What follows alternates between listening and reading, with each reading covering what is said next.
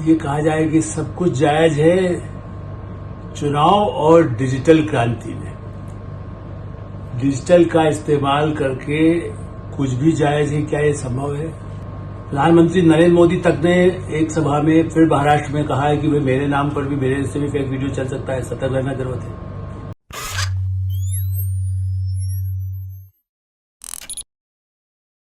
नमस्कार, मैं हूं आलोक मेहता।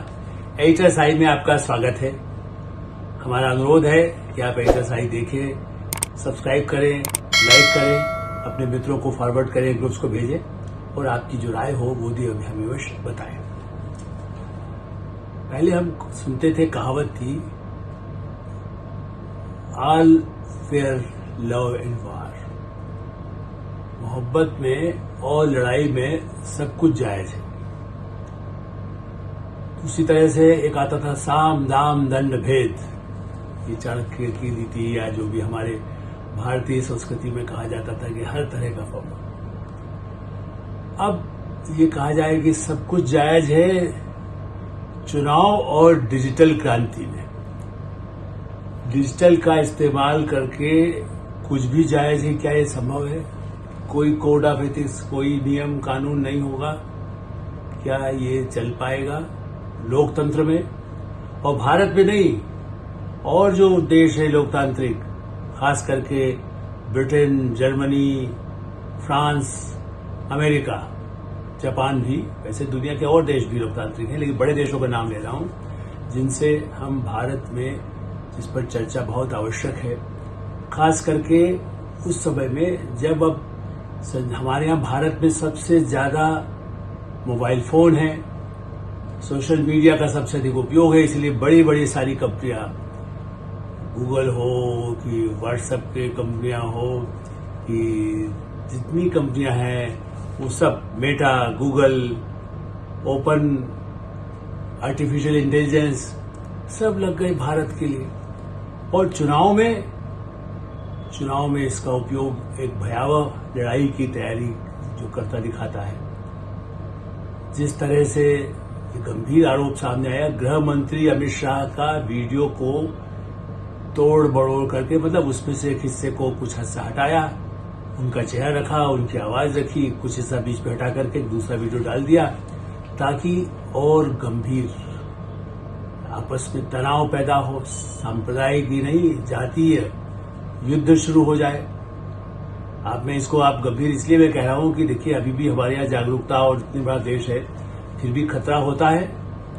और खास करके आरक्षण का मुद्दा जो इस चुनाव में, कब से चुनाव में वीपी सिंह जब मंडल आयोग लागू करने की बात कही थी, तब कितने बच्चे, कितने युवक आत्मदाह करने के चले गए। देश में कितने देशों में आंदोलन हुए, आयोग लागू हुआ तो आरक्षण खत्म कर देंगे, ये अफवाह, संविधान खत्म कर देंगे, चुनाव खत्म कर देंगे। इसी कड़ी में गृह मंत्री अमित शाह का एक fake video, deep fake video जिसको हम कहते हैं, इसकी चर्चा पहले होती थी, लेकिन इस बार तो और भी गंभीर है कि आप उसको तोड़ करके आरक्षण खत्म। उन्होंने कहा कभी कोई खत्म नहीं होने देंगे, तो आप नहीं हटा दीजिए। उनका खत्म करके जो पहले से है, दलित, पिछड़े, आदिवासी, अनुसूचित जाति, जनजाति, उनका हिस्सा लेकर के किसी और समुदाय को, या जैसे जिसको कह सकते हैं अल्पसंख्यक समुदाय को, नहीं दिया जाएगा। तो उसको हटाकर खाली कहा कि उसको खत्म कर दिया जाएगा।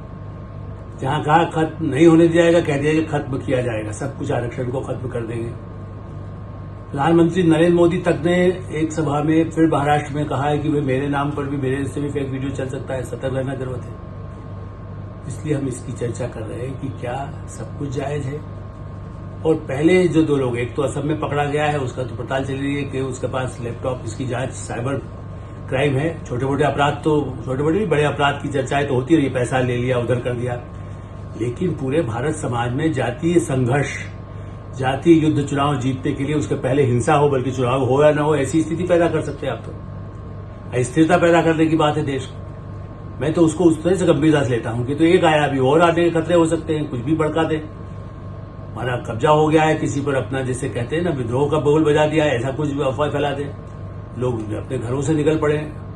रात को कुछ ऐसा घटना हो, कोई सांप्रदायिक घटना की कोई खबर चला दे किसी और नाम से, गृहमंत्री, प्रधानमंत्री या प्रदेश के मुख्यमंत्री या प्रतिपक्ष नेता की तरफ से, ये सही है कि पिछले कुछ महीनों से, वर्षों से कुछ सभी पार्टियों पर, उसमें भारतीय जनता पार्टी के नेताओं पर भी कुछ आरोप आए, या उनके जो मीडिया विंग या उनके जो इस तरह के जो लोग होंगे जो उनके समर्थक हों, उन्होंने कुछ राहुल गांधी का अलग डाला, या उनको तोड़ मोड़ करके उस पर हंसी मजाक बनाने के लिए किया गया, कई कार्टून में किया गया। आर्टिफिशियल इंटेलिजेंस तो अब न्यूज चैनल यूज कर रहे हैं कि आवाज मेरा चेहरा मेरे तरह दिखने वाला आर्टिफिशियल इंटेलिजेंस से आपको कोई दूसरा एडिटर सुनाता हुआ दिख जाए, तो वो भी एक, अब तो इतना, लेकिन वो हम तो नहीं, लेकिन हाँ ऐसे बड़े जो मीडिया संस्थान है वो तो शुरू कर चुके हैं। आपको लगेगा वही बोल रहे हैं, टीवी पर वैसा ही दिखाई देगा, वीडियो ऐसा ही दिखाई देगा। तो इस दृष्टि से ये, लेकिन मैं इसलिए कह रहा हूं कि ये भारत का ही मुद्दा नहीं है कि प्रधानमंत्री नरेंद्र मोदी और अमित शाह जी आरक्षण के मुद्दे पर या सांप्रदायिक मुद्दे पर, भारत पाकिस्तान के मुद्दे पर, शेयर बाजार के मुद्दे पर, आर्थिक स्थिति को बिगाड़ने के लिए लगातार कोई ऐसा वीडियो चला दीजिए कि सब कुछ डूबने वाला है, सब कुछ अंत होने वाला है।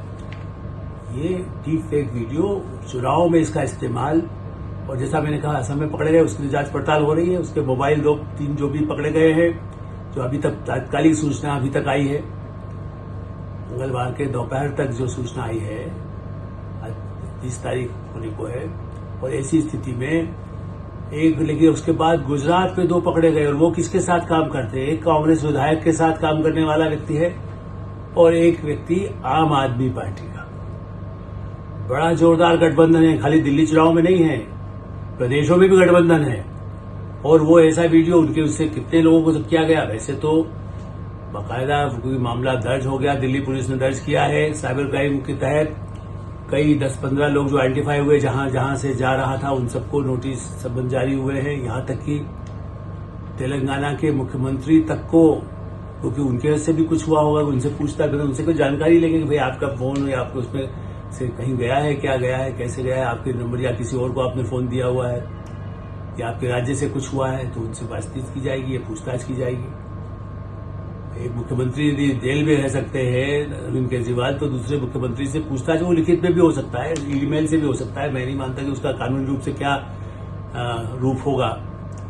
तो इसलिए गंभीर है, और भारत एक तरह से दुनिया के लोकतंत्र के लिए घंटी बजा रहा है। प्रधानमंत्री नरेंद्र मोदी और गृह मंत्री अमित शाह दोनों जो बातें कह रहे हैं, ये दुनिया के लोकतंत्र की घंटी बजाने के लिए खतरे की घंटी है। और हमारे यहाँ इस पर सर्वानुमति नहीं। अब प्रियंका गांधी कुछ और कह रही है, ये साहब का जवाब दीजिए। वो दूसरा वीडियो जो सेक्स कांड का वीडियो है, जिस पर हम कल पहले चर्चा कर चुके हैं, बहुत ही विभत्स घटना है, जिसके उसका बिल्कुल बाकायदा सबने कंडेम किया है। प्रधानमंत्री ने, उनकी भारतीय जनता पार्टी ने, गृह मंत्री अमित शाह ने, और बाकायदा उसकी जांच, और उसको खिलाफ उनकी अपनी पार्टी देवगौड़ा ने उसको खिलाफ निलंबन की कार्रवाई कर दी है। लेकिन फिर भी वो जघन्य अपराध है, उसकी जांच होगी। लेकिन उसमें भी वीडियो क्लिप वगैरह है, तो उसकी भी जांच उसी तरह से करनी होगी। उसमें कितना सच है, कितना झूठ है, किसने फैलाया है, किस लिए फैलाया है।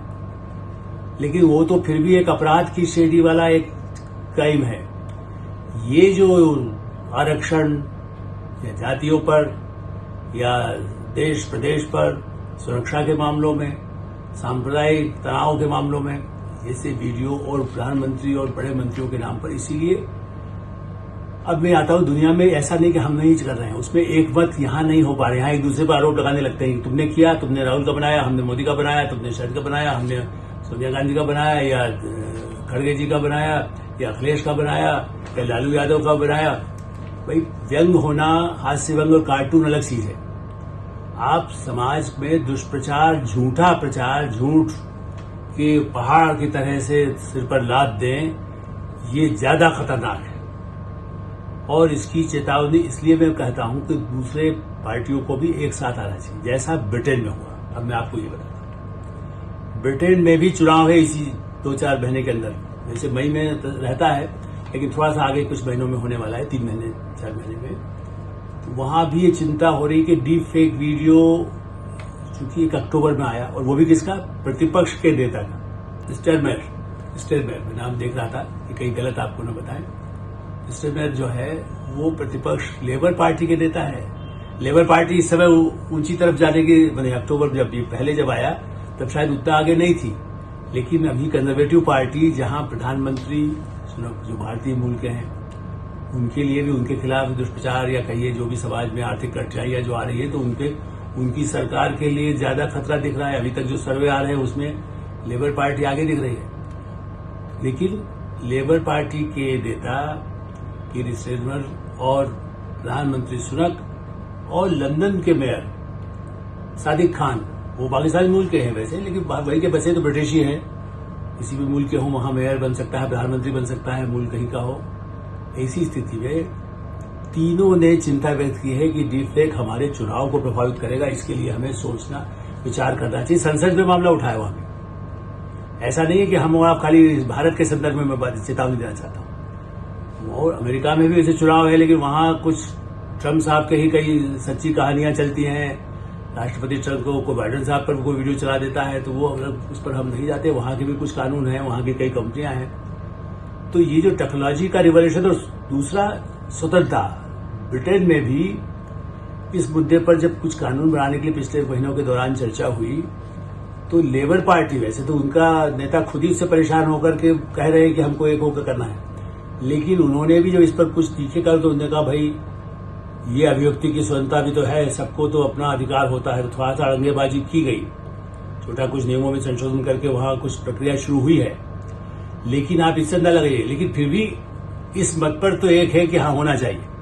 अब उस धारा कौन सी हो, कौन सा कानून लगे, और पूरा यूरोपियन समुदाय, यूरोपियन यूनियन जो संगठन है, जो उन सारे यूरोपीय देशों का है, जर्मनी जिस प्रमुख रहा है, फ्रांस प्रमुख है, ऐसे जितने देश हैं यूरोप के, वो सब यूरोपियन यूनियन, उसका बाकायदा संसद भी है। वहां तो इस मामले पर कुछ नियम कानून की प्रक्रिया शुरू हो गई, बना भी दिए गए हैं। ब्रिटेन और अमेरिका में तो है ना स्वतंत्रता के नाम पर, जो भारत में, जबकि यहाँ की आबादी 144 करोड़ हो गई है, 91 करोड़ 100 करोड़ के आसपास तो लोग वोट डालने का उनको अधिकार है, मतदाता सूचियों में उनका नाम है। ब्रिटेन में तो 20-22 करोड़ में जो कितना वोट डालते हैं, 40-50%। समझिए आप, 10 करोड़ वहां डालते हैं और हमारे यहाँ 100 करोड़ है। और हमारे यहाँ शिक्षा का, जागरूकता का या मोबाइल का नेटवर्क इतना बढ़ गया तो गलत सूचना से ज्यादा खतरे हैं। मणिपुर में दंगे भड़काने के विषय तो इस तरह का इस्तेमाल हुआ था, लेकिन नेताओं को लेकर इस्तेमाल होना, कोई किसी की मतलब हत्या का मामला बता दे, नक्सल मारे जाते हैं, नक्सल को किसी दूसरे के अफवाह नेताओं के बारे में फैला दे। माओवादी भी सक्रिय है, आतंकवादी सक्रिय है, पाकिस्तान सक्रिय है, चाइना सक्रिय है। साइबर क्राइम में चीन सबसे आगे वर्षों से रहा है। मुझे कई साइबर एक्सपर्ट्स में कई कॉन्फ्रेंस अटेंड की थी पहले भी भारत में, विदेशों में भी जब जाते थे तो कुछ चर्चा होती थी। यहाँ तो मैंने ऐसी कॉन्फ्रेंस अटेंड की है। ऑब्जर्वर रिसर्च फाउंडेशन एक है, उसने तो बड़ी ऐसी, जिसको कह सकते हैं बहुत गोल बेस्ड कॉन्फ्रेंस कई की है, जो इस तरह के मुद्दों पर कि हमारे यहाँ साइबर सिक्योरिटी के लिए क्या क्या होनी चाहिए। फिर और संस्थाओं ने की, मैं तो जिक्र किया। तो इस दृष्टि से विचार हो रहा है कि वो लोग हमारे यहाँ से कुछ और कर लेते हैं, कुछ गड़बड़ करते हैं, भारत में गड़बड़ी फैलाने की कोशिश करते हैं। चीन के पास पूरा एक ऐसा झूठ फैलाने का तंत्र फैला रखा है उन्होंने, जो टेक्नोलॉजी के तहत है। तो आर्टिफिशियल इंटेलिजेंस के तहत इस तरह से जब ये विचार हुआ कि इस पर कुछ कदम उठाए जाने चाहिए, तो जैसा मैंने कहा, Meta, Google, open artificial intelligence, इन सब कंपनियों से भी संपर्क किया जा रहा है, यूरोपियन यूनियन की तरफ से भी। और यूरोपियन यूनियन के जो डिजिटल सोशल मीडिया प्लेटफॉर्म है, उनमें चुनाव में गलत सूचना न जाए, इस काम के लिए बाकायदा बड़े पैमाने पर विचार हुआ है। कुछ नियम कानून बनाए गए हैं।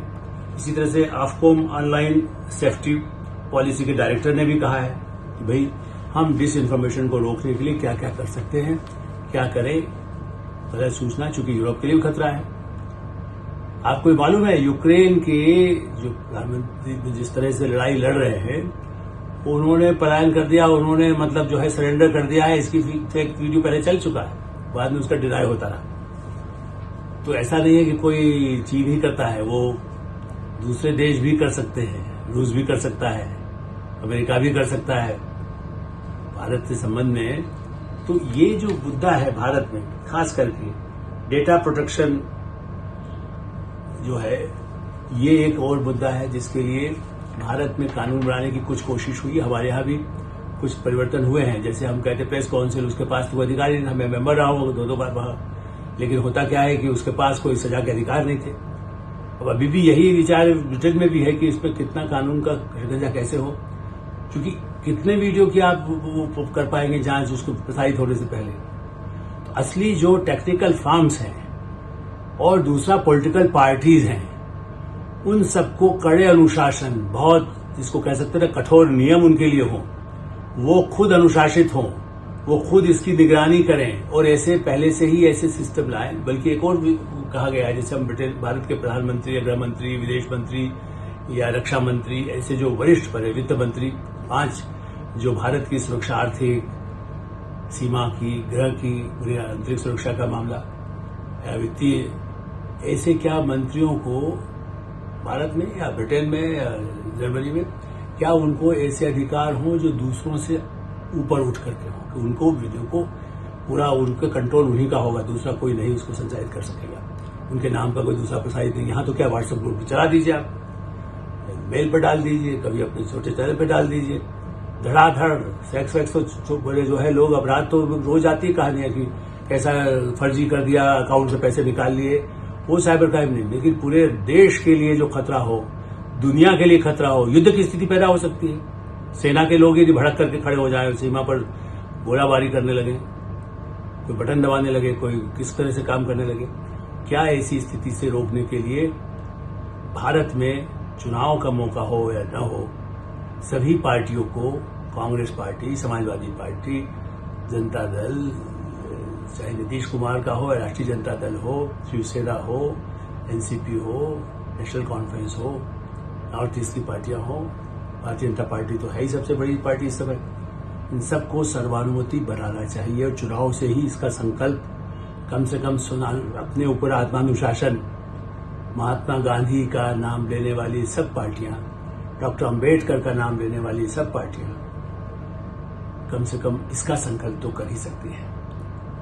HSI में हम यही विराम देते हैं। आप इसे देखें, सब्सक्राइब करें, अपने वीडियो को फॉरवर्ड करें और आपकी राय हो तो उससे हमें अवश्य अवगत कराएं। धन्यवाद, नमस्कार।